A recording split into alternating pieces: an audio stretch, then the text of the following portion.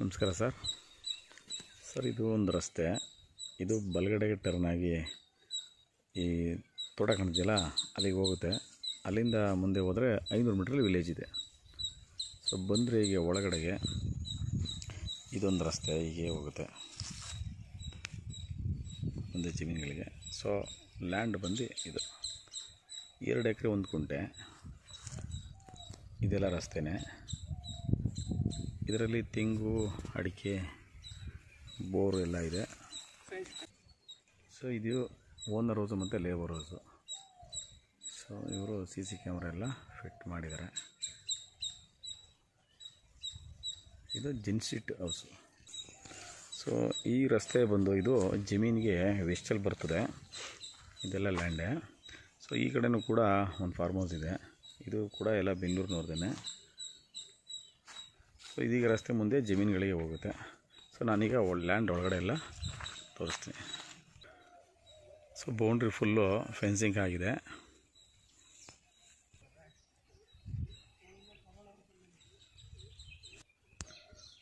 ಇದು own TC. So form ಇದು ready ಇದೆ. ಸೊ ಈ ಥರ ಎಲ್ಲ ಮರಗಳಲ್ಲೂ ಈಲ್ಡ್ ಬರ್ತಾಯಿದೆ. ಮತ್ತು ಇದರಲ್ಲಿ ಮೇಜರಾಗಿರೋದೆಲ್ಲ ತೆಂಗೇನೆ. ಇದರಲ್ಲಿ 80ಕ್ಕೂ ಹೆಚ್ಚಿದೆ. 3 ವರ್ಷದಿಂದ 4 ವರ್ಷ ಇರುವಂಥ ತೆಂಗಿನ ಗಿಡಗಳು. ಸೊ ಬೌಂಡ್ರಿ ಸುತ್ತಲೂ ಈ ಥರ ಫಲ ಕೊಡ್ತಾ ಇರುವಂಥ ತೆಂಗಿನ ಮರಗಳಿದೆ. 62 ಕಿಲೋಮೀಟ್ರ್ ಆಗುತ್ತೆ ನಮಗೆ ಬೆಂಗಳೂರು ಬನಶಂಕರಿ. ಕನಕಪುರ ಸಿಟಿ 15 ಕಿಲೋಮೀಟ್ರ್ ಆಗುತ್ತೆ. ಇಲ್ಲಿಂದ ವಿಲೇಜ್ ಬಂದು ಜಸ್ಟ್ ಒಂದು 450 ಮೀಟ್ರು ಆಗುತ್ತೆ. ಕನಕಪುರ ಮಳವಳ್ಳಿ ನ್ಯಾಷನಲ್ ಹೈವೇ ಬಂದು 7.5 ಕಿಲೋಮೀಟ್ರ್ ಆಗುತ್ತೆ. ಇದೀಗ ಬೆಂಗಳೂರು ಸೌತು ಕನಕಪುರ ತಾಲೂಕಲ್ಲಿ ಬರ್ತದೆ. ಇದು ಜನರಲ್ ಪ್ರಾಪರ್ಟಿ, ಆಲ್ರೆಡಿ ರಿಜಿಸ್ಟರ್ ಆಗಿದೆ ಇದು.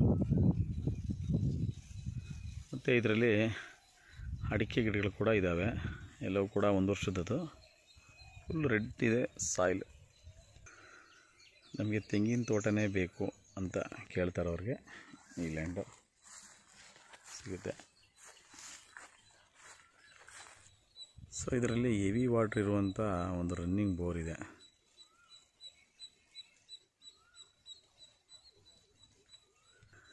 ಸೊ ಈಗ ನಾನು ಹೇಳಿದಾಗೆ 80ಕ್ಕೂ ಹೆಚ್ಚು ಬರುತ್ತೆ ತೆಂಗು. ಮತ್ತು ಒಂದು 150ರಿಂದ 200 ಗಿಡಗಳಷ್ಟು ಅಡಿಕೆ ಬರುತ್ತೆ. ಸೊ ಡೈರೆಕ್ಟ್ ರಿಜಿಸ್ಟ್ರೇಷನ್ಗೆ ರೆಡಿ ಇರುವಂಥ ಪ್ರಾಪರ್ಟಿ. ಬೋರು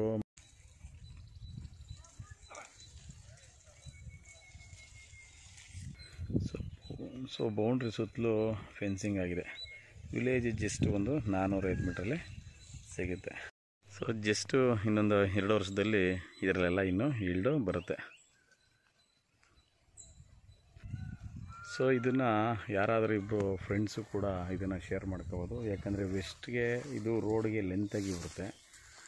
ಸುಮಾರು ಒಂದು 300 ಅಡಿಗೂ ಹೆಚ್ಚಾಗಿ ಬರ್ತದೆ. ಹಾಗಾಗಿ ಇದನ್ನು ಇಬ್ಬರು ಶೇರ್ ಮಾಡ್ಬೋದು. ಸ್ಕೆಚ್ ಮಾಡಿ ಕಟ್ ಮಾಡಿ ಡೈರೆಕ್ಟ್ ರಿಜಿಸ್ಟ್ರೇಷನ್ಗೆ ಮಾಡ್ಕೋಬೋದು. RTC ಎಲ್ಲ ಇಮಿಡಿಯೇಟಾಗಿ 1 or 2 ಮಂತಲ್ಲೆಲ್ಲ ನೀಟಾಗಿ ರೆಡಿ ಆಗುತ್ತೆ.